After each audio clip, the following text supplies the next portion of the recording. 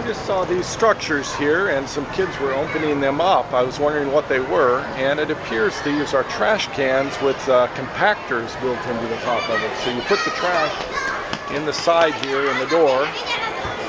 I'll let these kids do a demonstration. So you open up the door, put the trash inside, and then you twist the handle to compress it. So you'll see here they'll twist the handle in the side. There they go.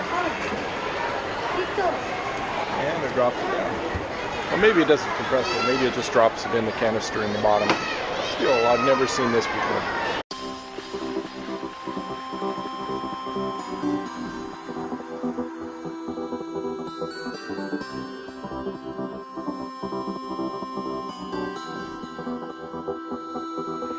I'm in Seville, Spain today, and it's my first day here in the city, so I'm just going to go out and wander about a bit and just see some of the sights here and probably come back to the hostel, I don't know, after lunch and take a nap. So it's my typical routine the first day I arrive in a hostel is just wander around.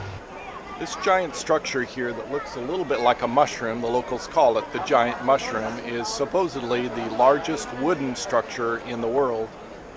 This giant big thing up here, and this is called the Plaza de la Encarnacion. I guess I'm not sure exactly what that means. My Spanish is just okay, and pronunciation, especially when I read Spanish, is not so good. I'm much better at speaking it without reading it.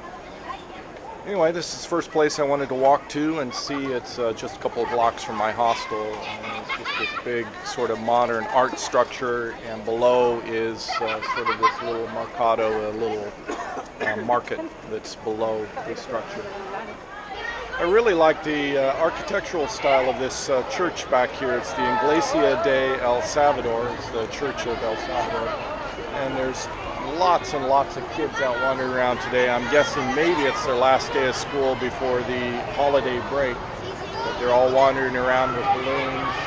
I'm guessing there must be a school nearby, or maybe it's just a field trip day. But, lots of kids out having fun today.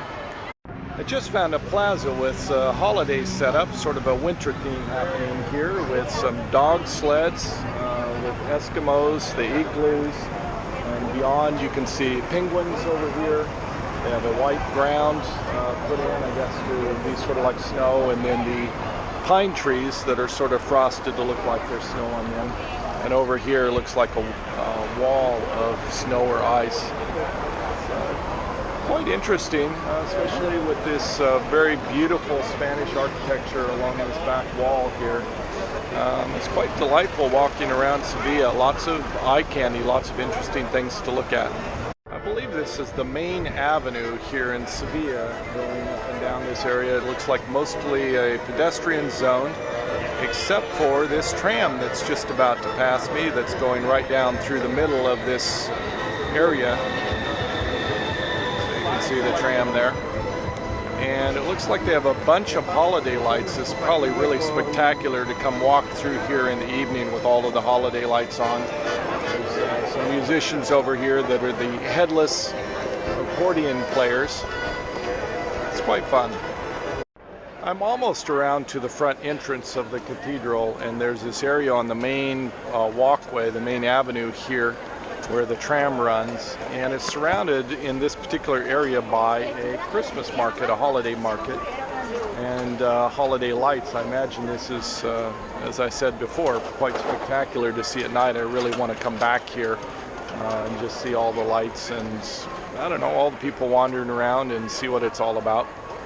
Behind me is the main entrance to the cathedral, and you can see the center area is much lighter in color, very, very white. That usually indicates, at least in my experience, it usually indicates newer restoration for stonework that has either been destroyed or been damaged somehow, either due to like the acidic rain from pollution, or just through time. But anyway, I'm guessing that that center area has been completely restored, and the older areas that are very, very dark up here are probably the original stone structures. It's quite elaborate and quite nice. I think I'm going to hold off on paying the entrance fee to go in and actually explore more of Seville and make a decision later. I may come back on a later day to actually go into the cathedral.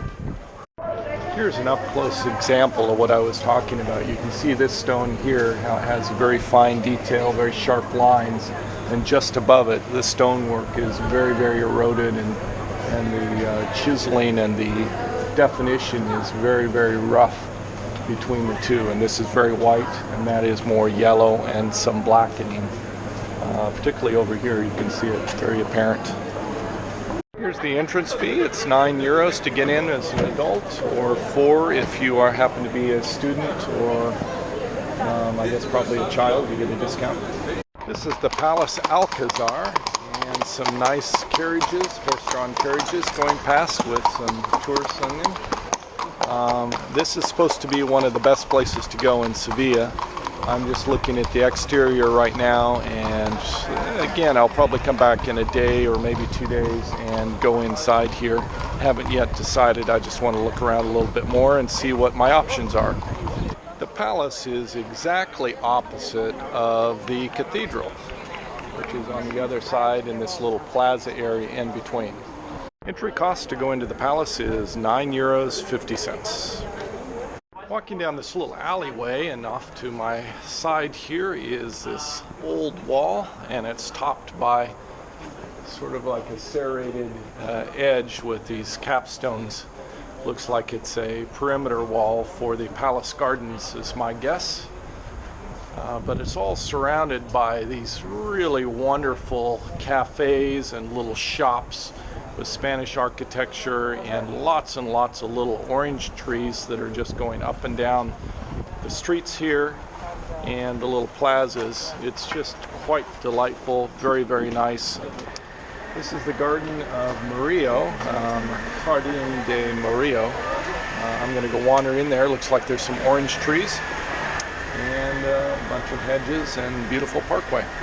Behind me is a building that used to be a tobacco factory and apparently has now been converted to become a university. So you'll see all these university students entering in to go to their classes and things like that. But it's quite a beautiful structure with a really elaborate gateway entering into here. Looks more like a small palace to me. It's really, really very nice. Finished my nap back at my hostel and decided to go back out and walk around a little bit. Weather is warming up. I had an interesting conversation with one of the staff members there because they offer a free dinner in my hostel at 9 o'clock.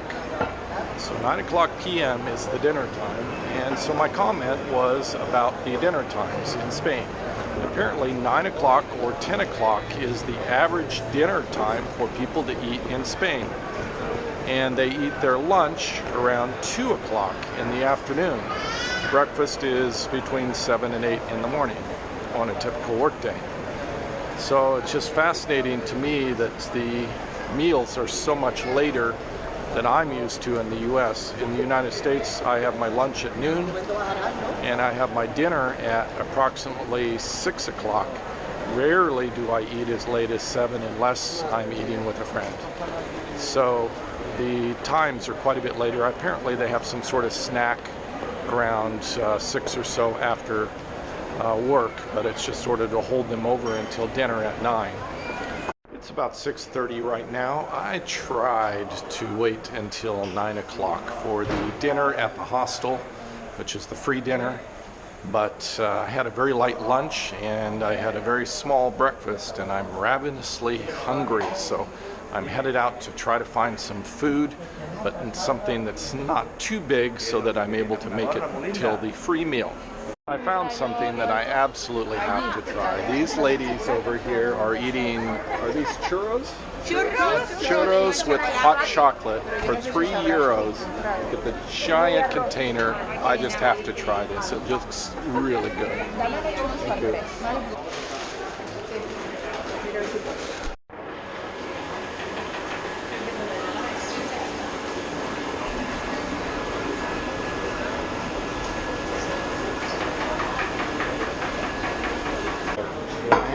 Hot chocolate and churros now, and this hot chocolate is not like American hot chocolate. It's thick like syrup, and And I watch the locals, and what they do is they take a churro and they dip it into the chocolate. Ooh, it's hot, hot, hot, hot, hot. Ow, ow, ow, it's hot. So you dip it into the chocolate and then you eat it. Wow. So good. You've got to check this place out. It's incredible. So incredibly good. If you come to Seville or Spain, you've got to come to this restaurant. It's Cucuchurro. Cucuchurro. I guess it's chocolate and churro together. Cucuchurro. That's all I have for this episode. Savor the moment, pursue your passions, be happy. See you next episode.